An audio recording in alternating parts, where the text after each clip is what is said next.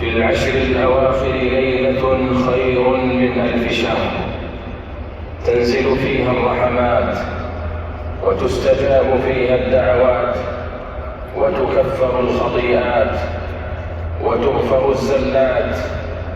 من قامها إيمانا واحتسابا غفر له ما تقدم من ذنبه. العبادة فيها خير من عبادة 1000 شهر، وفيها تكتب المقادير ويفرق كل أمر حكيم.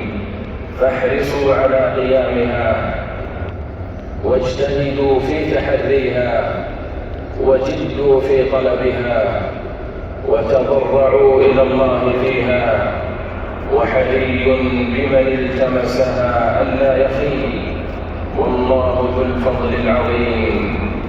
وهي تلتمس في سائر ليالي العشر، وخاصة في الوتر منها، وما بقي منها إلا القليل. ألا وإن أمامكم أرجى لياليها ليلة 27. فعن أبي بن كعب رضي الله عنه أنه كان يقول في ليلة القدر: والله الذي لا إله إلا هو إنها لفي رمضان. يحلف ما يستثني، ووالله إني لأعلم أي ليلة هي الليلة التي أمرنا بها رسول الله صلى الله عليه وسلم بقيامها.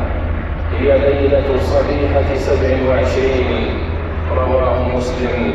وعن ابن عمر رضي الله عنهما قال: قال رسول الله صلى الله عليه وسلم: من كان متحريها فليتحرها ليلة 27.